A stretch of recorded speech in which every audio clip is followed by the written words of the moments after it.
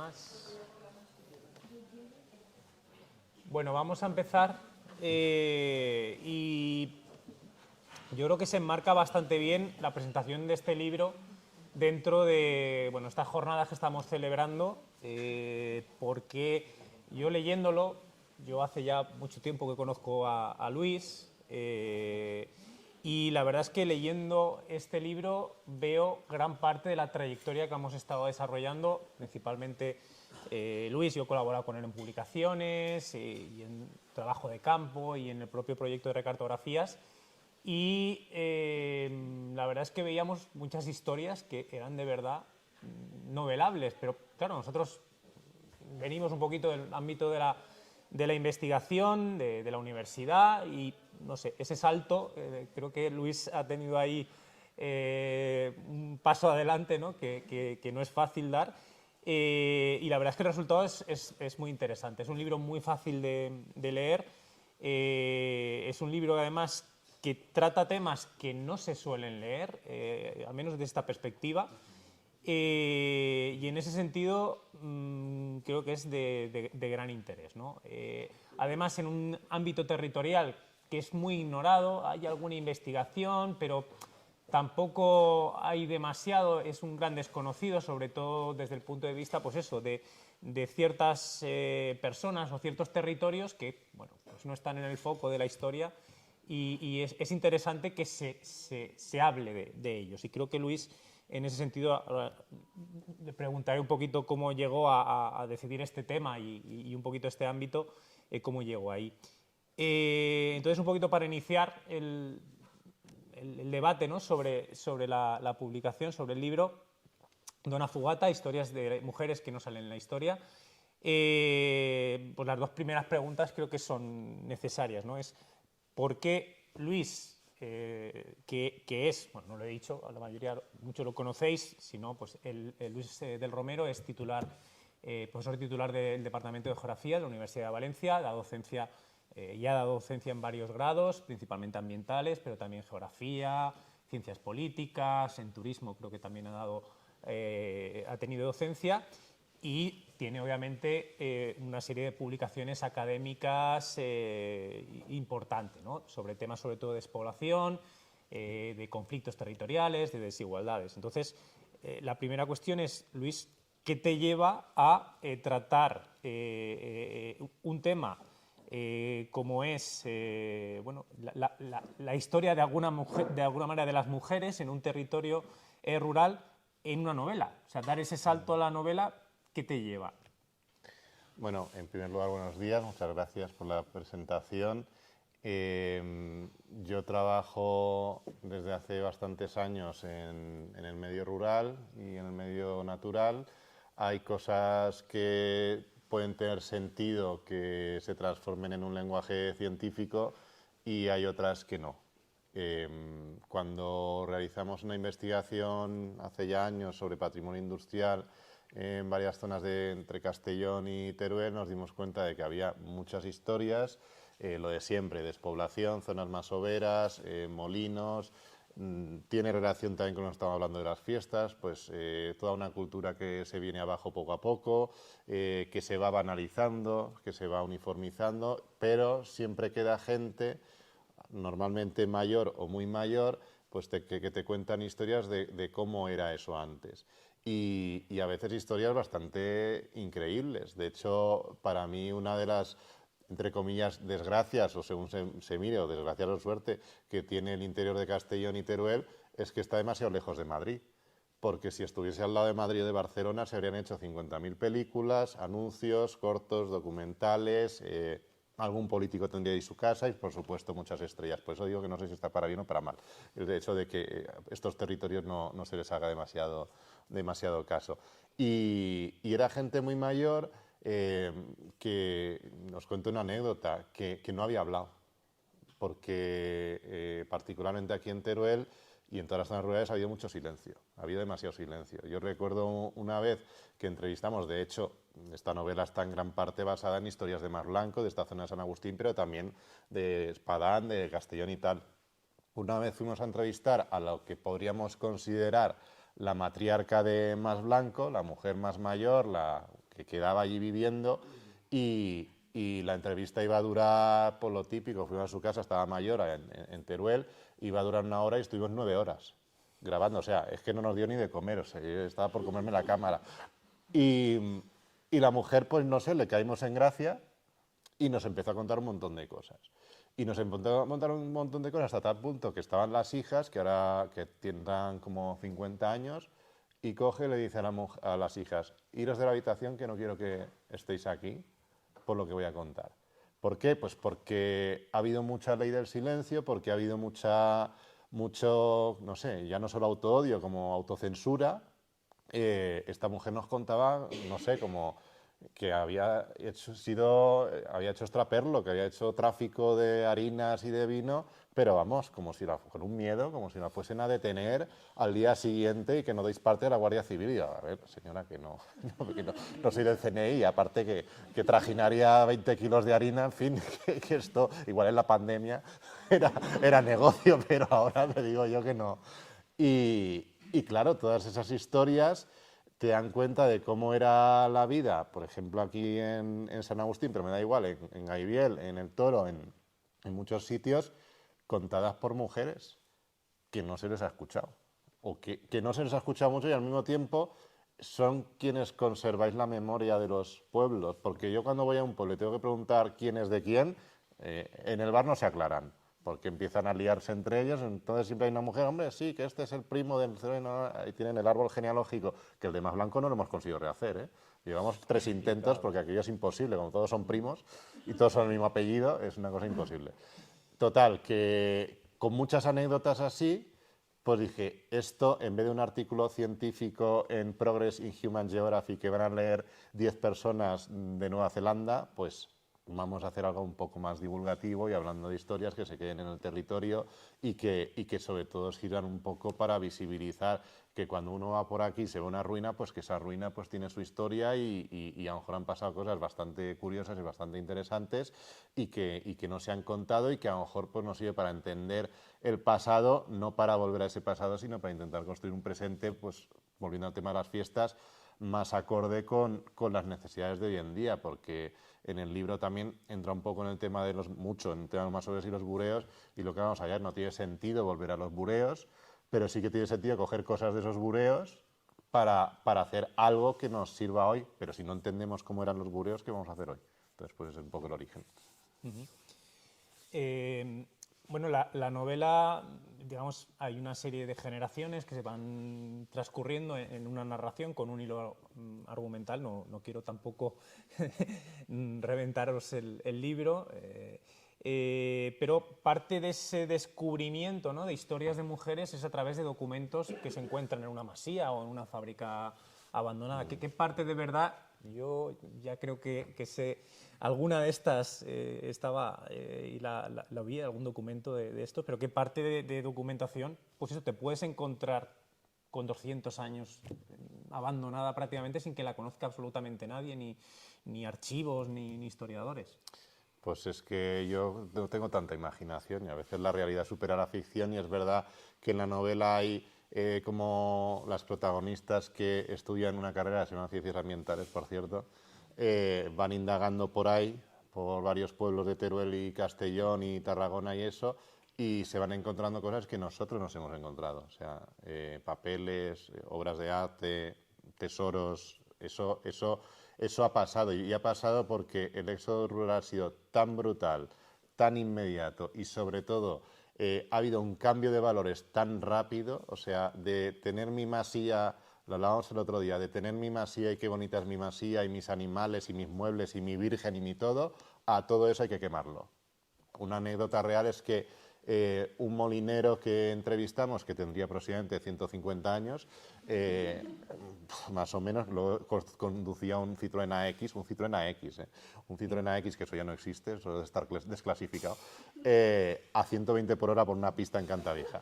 Bueno, total, que vamos a su molino y no quería entrar en el molino, ¿por qué? Pues porque está tan hecho polvo que está esa agresión psicológica de yo soy responsable, entre comillas, mi generación es responsable de que todo esto se haya hundido, es como una negación, pero como nadie ha entrado ahí en 60 años, todo lo que guardan las generaciones anteriores está ahí.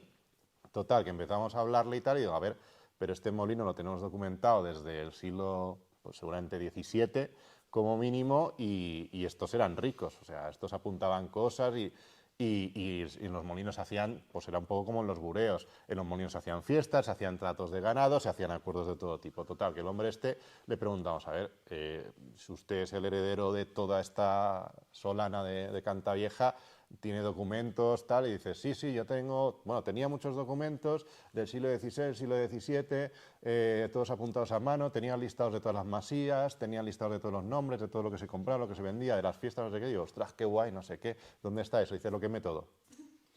Lo quemé todo, fuera. Entonces, claro, eso significa algo, eso significa que ha habido mucho autoodio, que ha habido mucho, vamos a olvidar todo esto, y precisamente por eso hay gente que se ha alargado, por ejemplo, en la masía donde vivo ha pasado eso, dejándolo todo. Se han marchado a Barcelona, sobre todo a Barcelona en esta zona, y uno puede entrar en una casa que no es que no allanas nada, o sea, es que la puerta está caída, literalmente, y el techo se ha caído, y debajo del techo pues hay, pues yo qué sé, caso real, una tinaja como esta mesa, por ejemplo. Y hay cosas, y luego hay mucha cosa escrita, porque los masoveros, que hemos hablado muchas veces, antiguamente eran, pues, muchos de ellos ricos, no los medieros, pero sí los más entonces hay mucha cosa que hemos ido encontrando. De alguna manera, la protagonista de la novela, como comentaba, bueno, aquí una de esas mujeres, Ángela, concretamente, es una estudiante de ciencias ambientales. ¿Por qué ¿Por qué eliges una estudiante de ciencias ambientales dentro de esos grados donde impartes docencia? Pues porque los que me conocen sabrán que critico un poco la universidad y que una de tantas críticas que yo hago a la universidad, no a la Universidad de Valencia, de hecho aquí he puesto la Universidad X, porque luego me castigan, luego me pegan por ahí. Una de tantas críticas, vamos a ver, una de tantas, y esto lo vamos a hablar luego si queréis, para mí, viendo cómo es el medio rural y cómo es nuestra sociedad, la universidad para muchas cosas está como en otro planeta. Pero hasta el punto de que yo entiendo que una persona que estudie filología hispánica, ¿por qué no puede ser una protagonista de filología hispánica? Porque uno estudia castellano, uno estudia español, hay unas estructuras gramaticales y hay una historia más o menos codificada que nos puede gustar más o menos y quizás faltaría pues dialectología. Pero medio ambiente no es solo ingeniería y no solo son recuentos de especies o igual que geografía no son recuentos de lugares, son maneras de entender el medio ambiente, son maneras de relacionarnos con el medio ambiente, son maneras de gestionar para bien o para mal el medio ambiente y eso, lo que falta en la universidad actual, entre tantísimas cosas, son dos cosas. En primer lugar, si no entendemos cómo se relaciona o se relaciona la sociedad con su entorno, es imposible entender ni los niveles de biodiversidad para bien o para mal que tenemos, ni los niveles de impacto, ni los problemas de contaminación o degradación. Eso en primer lugar. Y en segundo lugar, si además de tratados y de libros y de teorías y sobre todo de mucho PowerPoint, no vamos a hablar con esa gente que no es ingeniera o no es geógrafo, no es ambientóloga, que tiene su propia concepción de las cosas, muy difícilmente vamos a poder cambiar nada. Y os pongo un ejemplo para que me entendáis.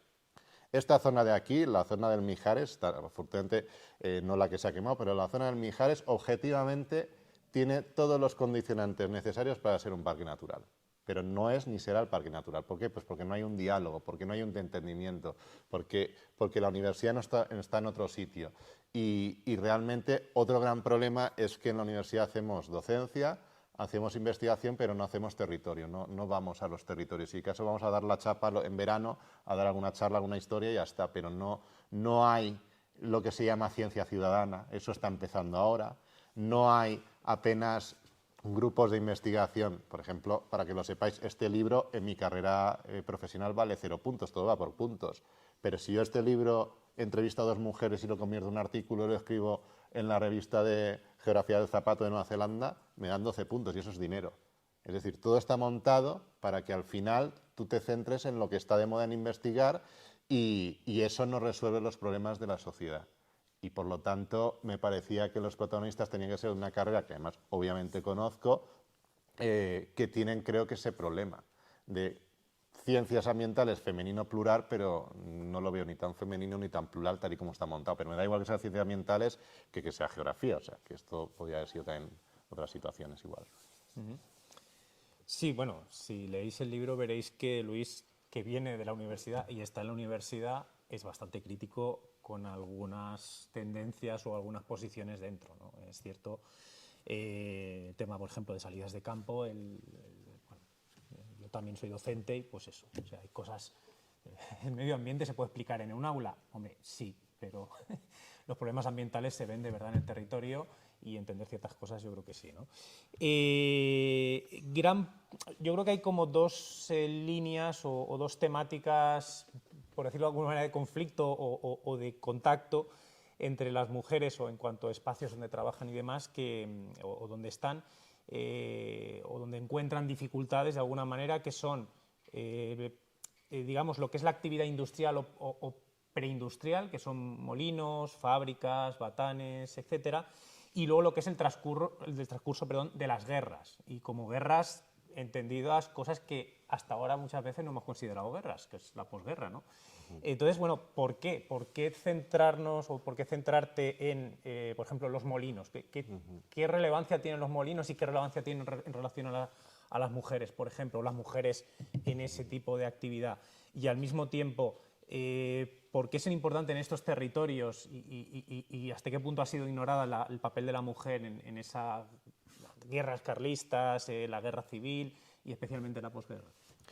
Bueno, el libro empieza con una chica que de la ciudad X, puede ser varias, que de repente se muere su abuela.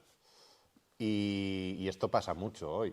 Muchas veces por las sociedades que tenemos somos criados más por los abuelos que por los padres por circunstancias distintas.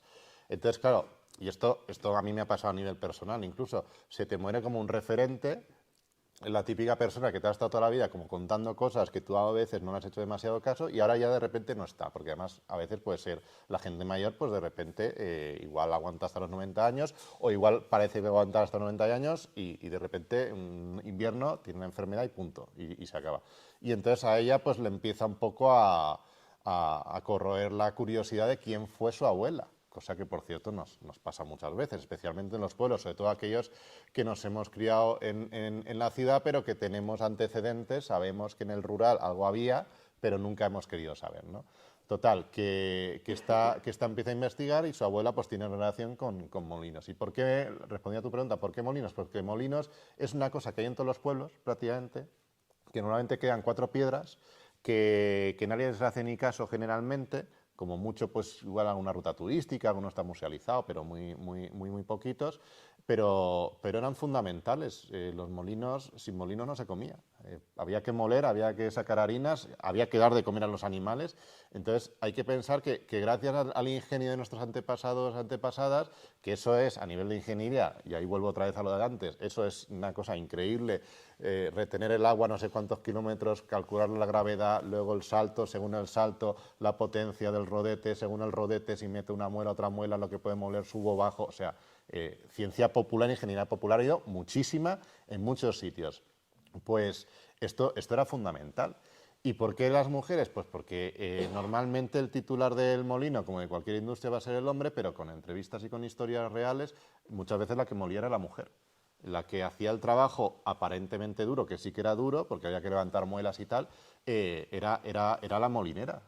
Y de hecho hay mucha, por ejemplo, volviendo al tema de los bureos, hay miles de canciones de las molineras, por todos los lados, y de jotas, y de fandangos, de la molinera, y es que era la que estaba dando de comer a todo el territorio, porque tú podías cultivar todos los cereales que quisieras, pero si no tenías ese artefacto o el acceso a artefacto, tú no te ibas a comer el grano como si nada, ni tú ni tus animales, y incluso se le daba más de comer a los animales que a las personas, porque los animales eran fundamentales para trabajar en campo. Entonces, hay como 2 temas olvidados: el papel de la mujer rural, como siempre, además doblemente discriminada por mujer y por rural, y triplemente si encima es más overa, y luego el tema de todas esas pequeñas industrias que no son ingeniería de caminos, canales y puertos, gracias a la cual estos territorios muy duros de montaña se han podido poblar y además, como nos han dicho muchas veces, se ha podido vivir con dignidad, que eso también es muy importante. Esta visión de a veces es que vivíamos como los indios, es que no sé qué, bueno, si aquí vivíais como los indios, en Valencia yo no sé cómo vivían hace 500 años, o hace 400, o hace 300, o cuántos se morían, por ejemplo, tasas de mortalidad. Bueno, la novela transcurre en diferentes territorios con cierta continuidad espacial, pero que están en 3 comunidades autónomas, en varias provincias, y además aparecen 3 idiomas prácticamente. Bueno, 2 más y uno que es el aragonés, que no está tan recogido, ¿no? Como los otros, que sí que tienen oficialidad. ¿Hasta qué punto era permeable este territorio de Masías? ¿Hasta qué punto pues, el tema del idioma quizá no era tan problema como se pueda percibir en la actualidad? ¿Hasta qué punto había una movilidad dentro de él? Eran muy permeables, la gente iba caminando a todos los sitios y no siempre respetaba las fronteras. A ver, en el antiguo régimen, pues para muchas cosas sí, pero más modernamente en la línea que separa Castellón de Teruel y también Terra Alta, Tarragona, no ha habido ni hay una frontera real. Y siempre cuento la anécdota, hay pueblos que a lo mejor aquí más abajo en Valencia pues puede haber más conflicto con el valenciano, pero en Castellón, Teruel se vive con mucha naturalidad. El otro día, sin ir más lejos, mira, Xavi estuvo en Cintorres, hicimos unas charlas en valenciano cerrado del sports y venía gente del otro lado de la raya y oye, y tranquilamente, no hubo ningún problema en ningún momento, oiga, ¿puede usted tal?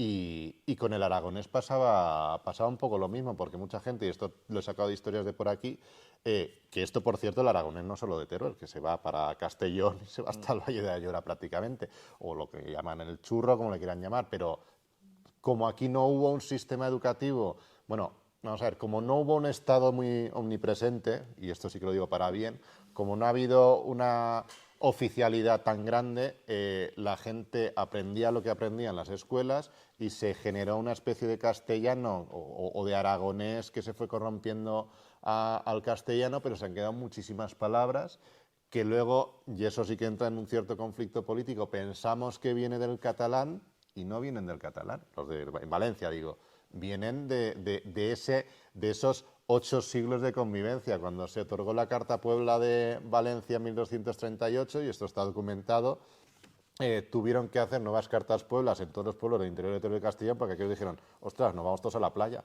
Y se bajaron todos a la playa y toda esta zona se quedó despoblada. Entonces, después de 1238 se tuvo que hacer nuevas cartas pueblas para repoblar. El origen de la Valencia cristiana son los cristianos que habían bajado a la Extremadura. La Extremadura es como se llamaba en el Reino de Aragón a Teruel.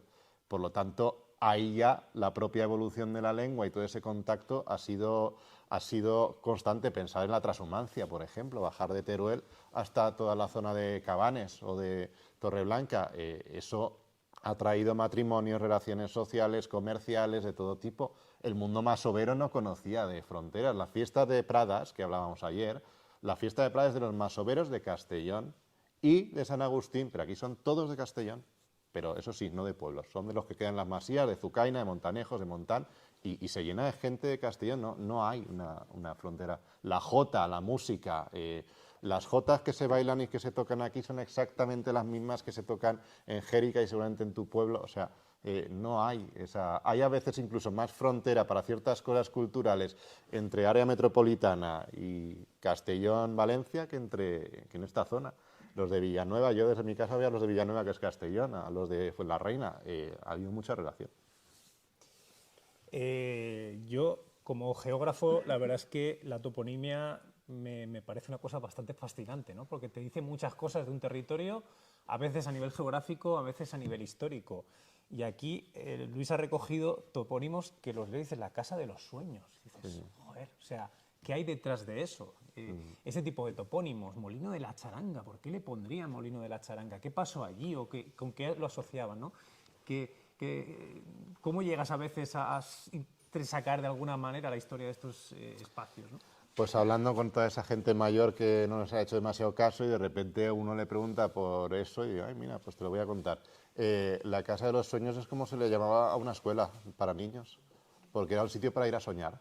porque era el único sitio donde tú podías abstraerte, no tenías que estar con el ganado, no tenías que estar aguantando a la familia, no tenías que estar pasando frío en el bancal, entonces se le sigue llamando la casa de los sueños, el sitio donde uno pues va a pensar, a crear, a aprender algo, a leer cosas increíbles y se ha llegado a hablar de eso. El molino de Charanga, bueno, y es que hay muchísimos topónimos así, pues la verdad es que tampoco se sabe muy bien eso de mí, porque desde luego de Charanga no tiene nada, porque ahí hubo una serie de crímenes documentados y contados que salen en la novela con mozas de la zona, pero es que sí que es verdad que hay en esta zona, que esto es un trabajo por hacer, una cantidad de topónimos extraños. Aquí cerca, aquí al lado hay un pueblo que tiene el molino de la Cuestión, la era de la Cuestión y, no sé, y la masía de la Cuestión. Digo, ¿qué cuestión será esa? O sea, cualquier día me voy a Rubielo, a Fuentes de Rubielo, a preguntar cuál es la cuestión, pero no sé, el pitón de los muertos, en fin, hay muchísimas cosas así y por eso esto entra en lo que el nombre de la asociación, recartografías, porque se estaba descartografiando, porque estaba desapareciendo de los mapas. Pues bueno, con este libro se intenta un poco decir que aquí hubo mucha gente, pasaron muchas cosas, no todas buenas, pero que por lo menos lo que digo, que para construir un presente y un futuro, pues necesitamos saber qué nos interesa sacar de un pasado no idealizado, pero que hay que conocer. Y bueno, como Ángela sería de alguna manera la protagonista, que es estudiante de ambientales, pero hay otras compañeras de ambientales con las que habla y yo no doy clase en ambientales, ¿no? Pero creo que debe reflejar bastante bien un poquito qué se cuece, entre comillas, entre estudiantes de ambientales, ¿no? ¿Cómo tú como docente recoges eso? Quiero decir, porque a veces parece que estamos en dos mundos, ¿no? Pues estamos los docentes en nuestro estrado, que además la universidad nos pone en un estrado para que se vea que somos los entes dominantes, y al otro lado los alumnos que, bueno, están ahí, pagan su matrícula y eso, pero ¿cómo llegas a tener ese conocimiento o ese intercambio de información? Bueno, en primer lugar, sí que es verdad que yo trabajando en otros países me sorprende bastante que en España, por ejemplo, en ambientales nada, pero en derecho, lo de derecho es una barricada. Las aulas de derecho tienen como una barricada de mármol a 3 metros de altura, ¿vale? Y detrás de la barricada se sitúa el señor profesor, que parece que un púlpito más que... Y además es que es una frontera, es una muralla física que separa al profesor de los alumnos, la plebe que está por ahí abajo pululando.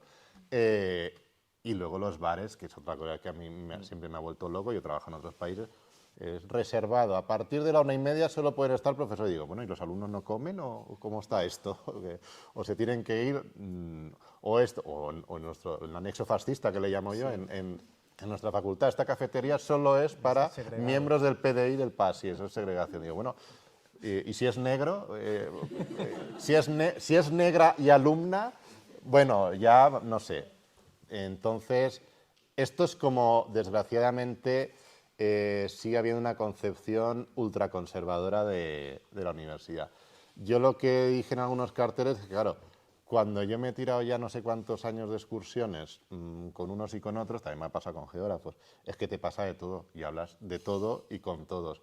Y como además hay una cierta, volviendo al tema de las fiestas, parece, y sobre todo desde pandemia, que es coger el autobús y ya es enchufarse una cerveza, yo no sé, en el primer bar, el primer almuerzo, yo, tienes que hacer una práctica. A ver, espérate, es que me he perdido. Yo, no te has perdido, es que estás borracho a las 12 de la mañana.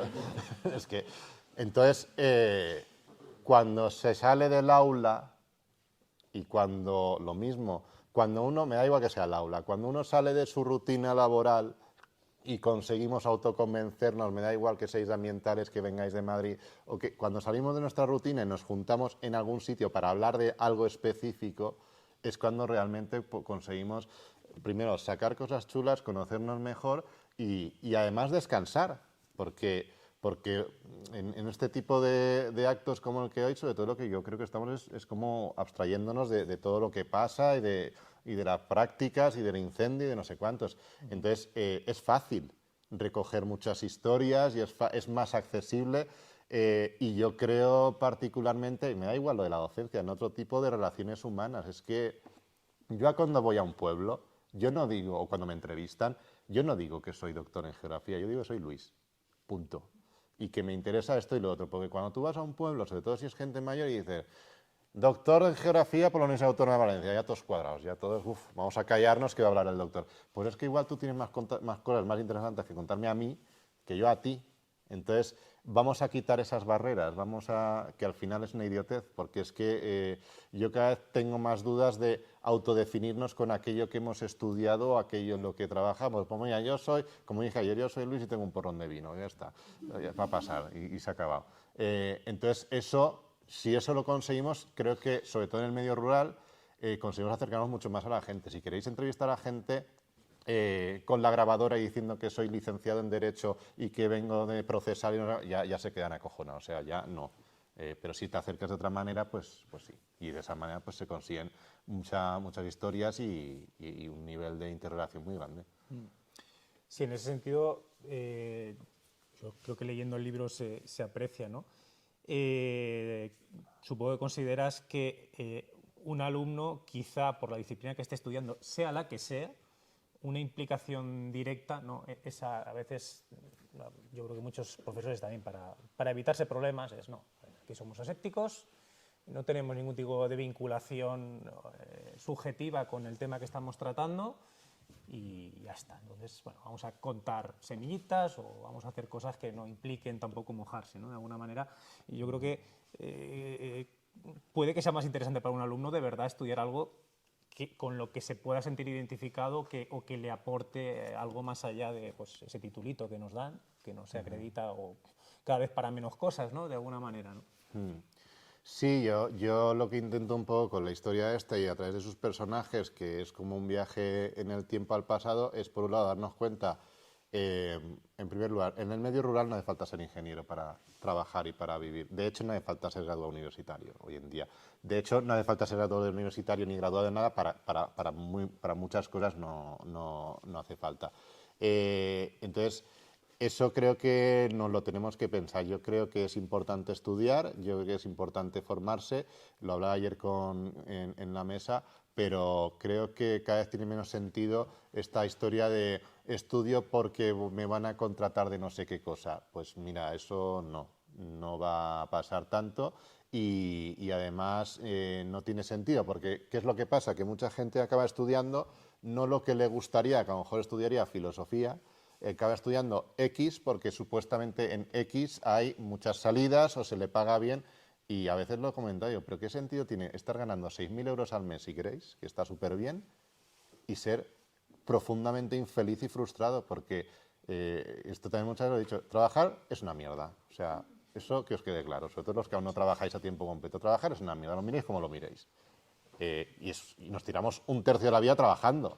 Entonces, como trabajar es una mierda, pues trabajemos en algo que nos motive, aunque sea un 10%, aunque esté mal pagado, aunque sea a tiempo parcial, porque es que, aunque tú ganes 6.000 euros al mes y te compres 3 adosados y 4 coches que no necesitas, todo ese dinero al final llegará un momento en la vida y con pandemias y colapsos que te lo vas a gastar en salud mental, porque estarás como una chota, porque llevarás 10, 20 o 30 años trabajando en cosas que te están destruyendo como persona, que te están incapacitando, que te están aniquilando tu creatividad y no tiene sentido, no tiene sentido, pero como siempre nos movemos con el qué dirán, con el prestigio, con la nómina y con no sé cuántos, y que claro que yo lo entiendo, que hay que trabajar y hay que sacarse un jornal, pero creo que lo que intenta, un poco lo que muestra este libro es el contraste entre generaciones jóvenes súper estudiadas, preparadas, viajadas, con generaciones anteriores que nunca han estudiado, que es la realidad de cualquier familia, de cualquier pueblo,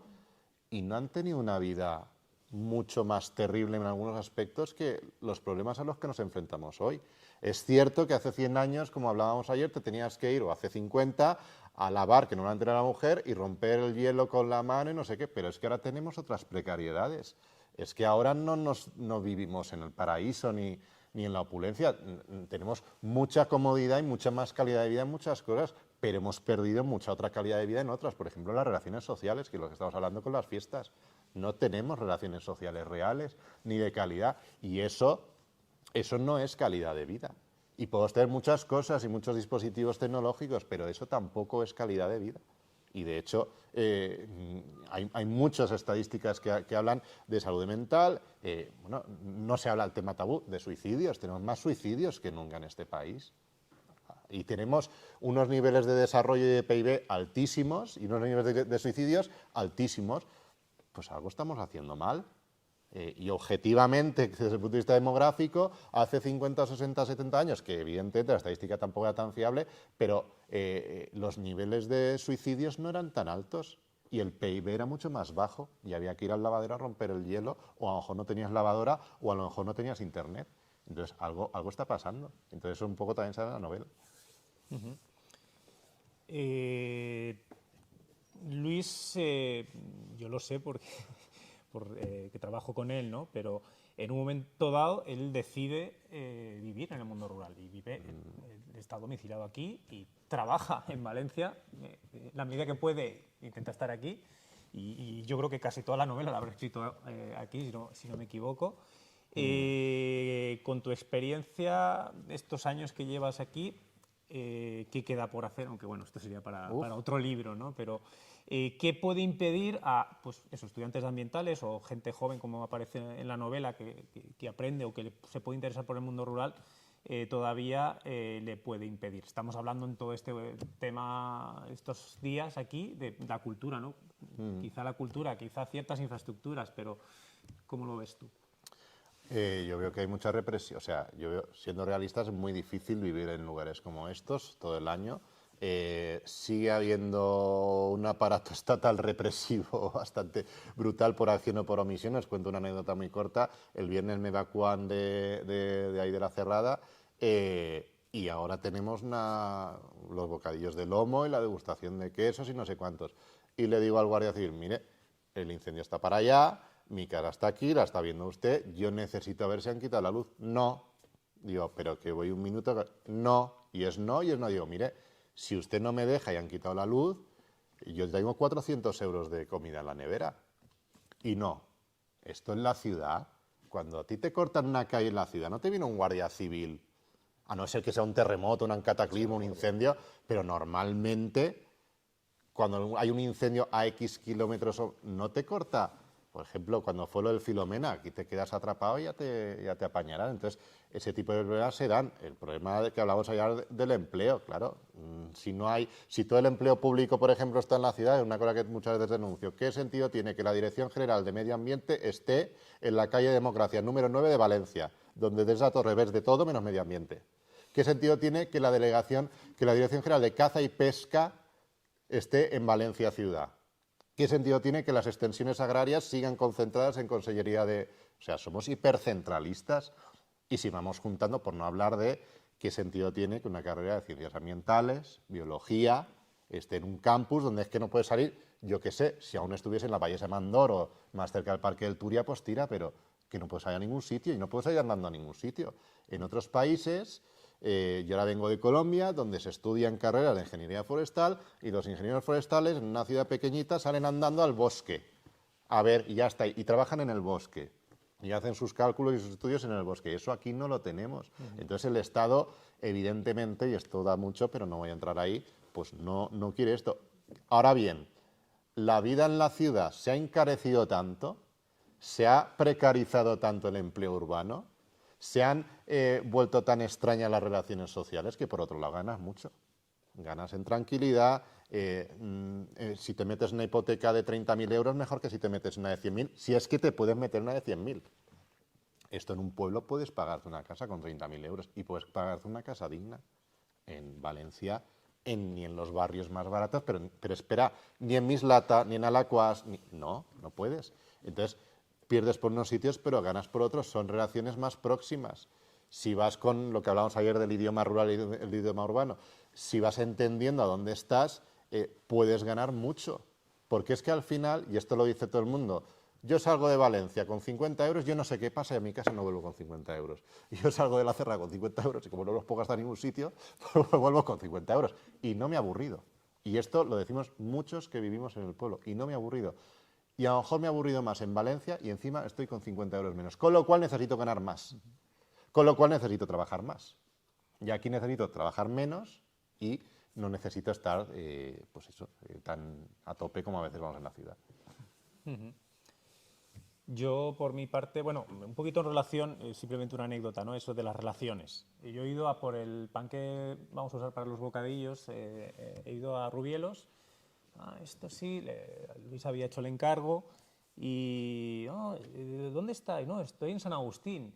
Y me ha dicho, pues Carlos vino, el vecino de Luis en La Cerrada, o sea, en Rubielos, que está a 15 kilómetros, 20 kilómetros, y a mí no me conocía de nada la señora Hornera, y me ha dicho, o sea, me ha remitido una persona que vamos, que la tenemos aquí al lado. Claro, eso no pasa en otros sitios, no puedes establecer esas relaciones. Hola, dame el pan y me voy, ¿no? Y me ha preguntado cómo estáis, si habéis salido, quiero decir, ya digo, y Rubielos es un pueblo grande dentro de la comarca, es el segundo, si mal no recuerdo, dentro de la comarca. Entonces, yo creo que ese tipo de relaciones, yo por ejemplo, en Torrent, yo vivo en Torrent y no hablo con nadie, aquí entro al pueblo y ya conozco mucho más gente casi que en mi barrio, ¿no? Creo que es interesante. Nada, yo por mi parte os invito a que leáis el libro, si tiene alguna cosita que añadir, sí, porque de verdad que es muy ameno, cuenta cosas a veces bastante duras, porque habla de la mujer en el mundo rural y eso es duro, es decir, si ya la vida de la mujer en el mundo urbano lo es, pues imaginad en el mundo rural, imaginad en un mundo aislado en condiciones de guerra, como aparece aquí, pero bueno, al mismo tiempo también habla de mujeres que tiran para adelante, que además desde un punto de vista muy de protagonista, no de secundaria, de hecho aquí los secundarios son los hombres en general, y además con ambos roles, ¿no? Tanto positivo como negativo, y creo que es algo que también se agradece, ¿no? Es bastante fácil de leer y son una serie de historias que además se indican bastante bien, que se desarrollan al final. Me hubiera gustado, pero como dice Luis, es muy complicado ver la genealogía y las relaciones de familia, porque es muy complicado. No, este es el primo no sé cuántos, los apellidos, no sabes si es este, nosotros, si viene de allí. Y entonces, rehacer de alguna manera toda la saga familiar, que aquí es una parte de lo que hace la protagonista, es que en realidad es complicado. Porque además entre los masoveros, como vienen de diferentes masías, ¿no? Es especialmente complicado. Bueno, yo quería decir que el título del libro, que no lo he comentado, está en italiano, pero tiene su historia. La parte de por qué viene en italiano no la voy a contar, pero Donna Fugata significa mujer que huye, porque, como ha comentado, este es un libro que no es muy común, porque no son los protagonistas principales, los secundarios y los terciarios son todo mujeres, mujeres que han huido, que han tenido que huir, porque otra de las particularidades que tiene la historia de estos territorios es que paz y tranquilidad como que no ha habido mucha. Y muchas mujeres han tenido que huir continuamente y pese a ello, y esto también lo hemos hablado una vez, pese a ello, y es increíble, guerras, hambrunas, desgracias, violencias. Esto no es un canto al medio rural, esto es una historia del medio rural, de muchos medios rurales con sus violencias internas también.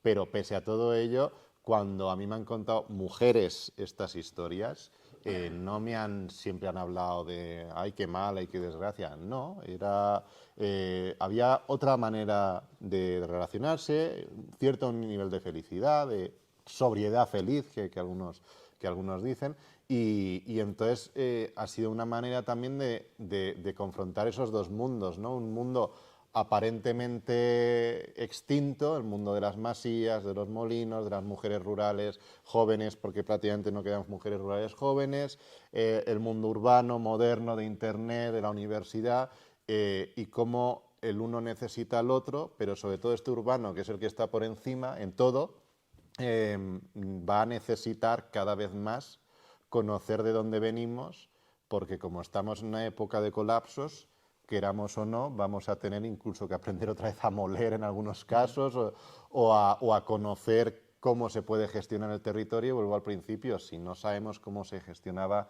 para bien o para mal, pues pasan cosas como los de esta semana pasada, que evidentemente no habría pasado si aquí no hubiese un medio rural vivo, diverso, cultivado, con ganadería, etcétera. Y el incendio se habría detenido en la frontera. Y termino con esta anécdota. Una de las cosas que hacemos en recartografías es la suerte de leñas.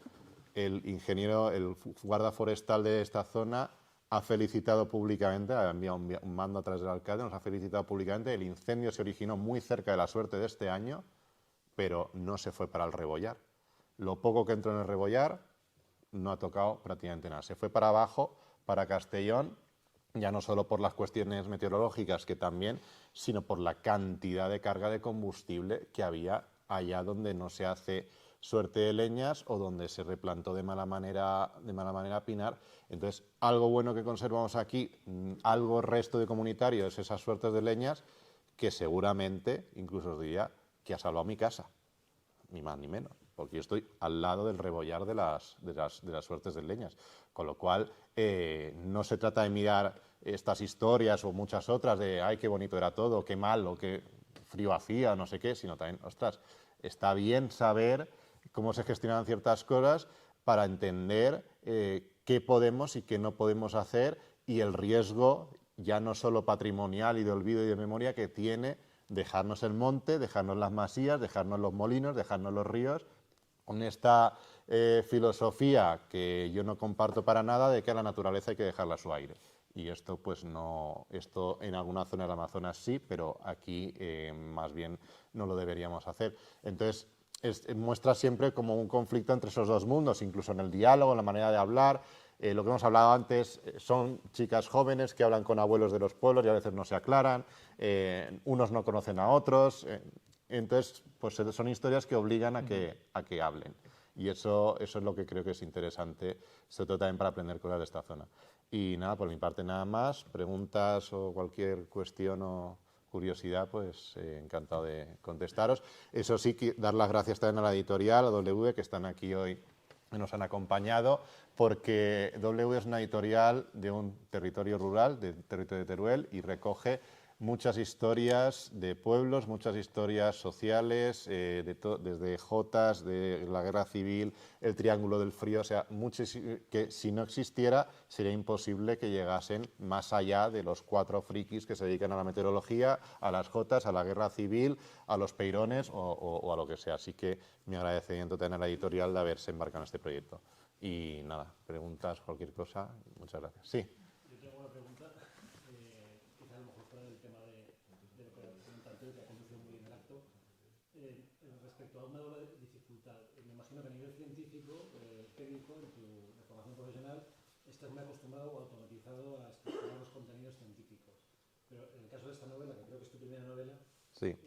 ¿qué doble grado de dificultad has encontrado? Que ya he comentado algo antes esta pregunta, Antonio, pero ¿qué grado de dificultad has encontrado tanto en hilar la trama argumental de toda esa cadena de mujeres, de toda esa genealogía, con la dificultad propia de escribir una novela? Me refiero a la ortotipografía, la lingüística, la escritura correcta. Yo a lo mejor esta gente que es más joven que nosotros piensa que escribir un libro para hacer fácil. Todo el mundo publica, ¿verdad? Se publica mucho, pero publicar a alguien no es sencillo. No. Me gustaría que me dijeras qué doble grado de dificultad se encuentra tanto por elaborar la historia y leer la historia y también por escribirla. Pues ha sido mucha, porque yo estoy acostumbrado al lenguaje científico-técnico, yo machaco a mis estudiantes, algunos aquí presentes, cita, y yo me encuentro que aquí, a veces me ponía yo a citar, y yo, pero espérate, que no tienes que citar nada, que pues lo que te dé la gana, y claro, eso parece fácil y no es nada fácil. Ha sido difícil pasar a ese lenguaje también un poco que sea divulgativo y sobre todo que sea creíble, sobre todo que los diálogos de esa confrontación lingüística incluso entre el masovero que aún te dice la cheta y el uraje no sé cuántos y la chica criada en ciudad, que por un lado ciertas jergas sean creíbles y además como es en clave histórica pues ir como cambiando un poco el registro, pero sí, o sea, reescribir 40.000 veces porque a veces lo leía y esto no es creíble, necesito citar algo, o sea, me siento mal, necesito una cita, necesito apoyarme en algo, pero luego es verdad que, como he dicho antes, hay tantas historias que contar y hay tantas anécdotas, hay tantos relatos, tantos mitos que muchas veces era muy natural, salía solo, pero lo que es el proceso de escritura ha sido complicado, sí. Sí. Luis, estos días salido mucho, bueno, lleva meses, ¿no? Y incluso años, el concepto de España vaciada, eso es claro, ¿no? Hay algunos que también le llaman España rural viva, ahora, como otra visión. De cara también a esta novela, ¿dónde estaría mejor encuadrado? ¿Cómo querrías transmitir también a los lectores? ¿Cuál es el concepto? Puede ser otro, pero... A ver, este es todo un debate. A mí me gusta mucho lo de España rural viva y Aragón vivo, y repoblar y un poco hablar en positivo. O sea, yo siempre digo que hay que hablar en positivo en medio rural, que ya está bien de llorar y que ya está bien de lamentarse y que ya está bien. Si uno en un pueblo solo habla de lo vacío que está y el frío que hace, evidentemente con ese carácter reactivo poco va a cambiar. Ahora bien, esta novela es de España vaciada, porque a esta gente, y esto es real, se le echó. Y se le echó de muchas maneras y de muy malas maneras, a veces más claras y a veces más sutiles, y esto hay que decirlo, porque si no lo decimos, sigue pasando. La manera como se realizan ciertas políticas es una invitación continua a irse. Lo hablamos ayer con el tema de las infraestructuras, con el tema de la telefonía, pero incluso con los temas, que no quiero entrar demasiado, de los cuerpos y fuerzas de seguridad del Estado, que ojo, que si los cuerpos y fuerzas de seguridad del Estado, que a veces tenemos aquí, los tuviésemos en los botellones de Valencia, bueno, habría tiroteos todas las ciudades, todos los fines de semana. Entonces, creo que aquí hay que hablar más. Para poder hablar de algo vivo y que queremos que esté vivo, también tenemos que reconocer que ha habido un colonialismo, y está habiendo un colonialismo increíble, con las renovables, por ejemplo, y en tanto en cuanto eso no cambie, podemos querer vivir y ser positivos, pero nos echan. Si aquí nos plantasen las 300 hectáreas de placas solares, te digo yo que unas cuantas familias se largaban, por no hablar ya de cuestiones económicas y demás. Entonces, estoy de acuerdo con esa filosofía de lo vivo y lo positivo, pero creo que hay que hacer esa terapia de grupo o con el Estado. Sí. Antes has comentado que esta región pues, que tiene las características para tener un parque natural, pero si lo harían, ¿no tenéis como la sensación que os podrían echar de otra forma? O sea, por ejemplo, yo os pongo un ejemplo. Yo soy de Peñíscola, está la Sierra Irta al lado y se declaró Parque Natural en 2002, ¿vale? Desde que, bueno, hacer una actividad forestal de hacer una matriz alrededor de una casa, no sabes el papeleo que lleva. O sea, no... ¿Sabes por dónde voy? Sí, sí, y es exactamente el mismo problema que la universidad. Si nosotros no cambiamos la manera de gestionar o de declarar los parques naturales, ahora mismo, como lo hacemos en este país, es muy sencillo. Llega una administración desde un despacho y dice, esto es parque natural, estas son las reglas y aquí no entra ni Dios. Y si entra Dios es pues con mucho papeleo. Eso hay que cambiarlo.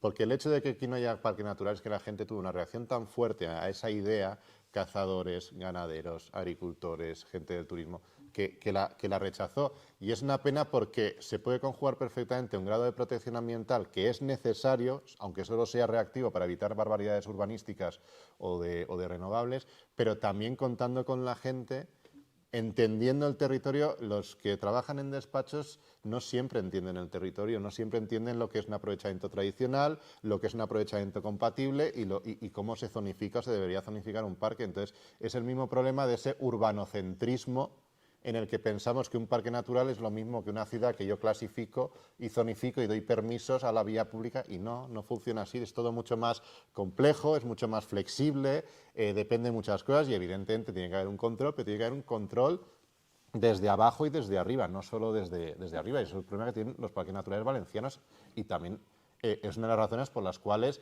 Teruel, como provincia, no tiene parques naturales. Y es increíble en ciertos aspectos, no hay esa figura. Hay otras figuras muy parecidas, pero un trocito de gallo canta y se ha acabado. Entonces, ahí hay un problema muy gordo, porque necesitamos, no olvidemos, por ejemplo, que en muchas zonas el hecho de tener un parque natural trae beneficios económicos a ganaderos, a gente del turismo. Eso también hay que tenerlo en cuenta, pero tal y como se plantea, vuelve a ser incluso a veces colonialismo. Entonces, eso hay que tenerlo en cuenta. Sí. Mi amigo y escritor Víctor Guiu, que lo conoces, acuñó el término en su libro que también le editamos de Lo rural ha muerto, viva lo rural, otro puñetero libro sobre la despoblación, un buen tratado sobre la España vacía, decía que el término de el híbrido rural. El híbrido rural. ¿Tú crees que la solución a los problemas rurales viene de la mano del híbrido rural? ¿O de dónde van a poder llegar? Por lo que dices tú, el colonialismo urbano. Yo creo que sí, porque rural puro y esencialista, todos en cierta medida nos hemos hecho de una manera urbanos, o nos hemos criado, nos hemos educado, entonces eso a veces es caer en una especie de nostalgia ilusoria y además que el rural siempre ha sido interdependiente de la ciudad. Lo que ocurre es que las relaciones ciudad-campo históricamente pues tenían un cierto nivel de, no voy a decir igualdad, pero bueno, equiparamiento, pero desde hace ya un buen tiempo hemos convertido el rural en un lugar donde coloco todo aquello que molesta en la ciudad. Entonces, esa idea del híbrido rural a mí me parece realista y me parece acertada para eso, no ir con esta mentalidad ultraecologista de que hay que protegerlo todo, que por cierto viene de la ciudad para proteger un supuesto paisaje, porque el paisaje es dinámico, no es estático, y tampoco dictar cada cosa desde la ciudad como si los pueblos fuesen tontos y no supiesen muy bien cuál es el mejor bien para su pueblo, que a veces hay muchos conflictos en ese sentido, pero vamos, que sí, yo creo que esa es la solución a la que tenemos que abocarnos. Bueno, pues si no hay ninguna intervención más, parece. gracias. ¿Tú tienes boli para firmar? Gracias.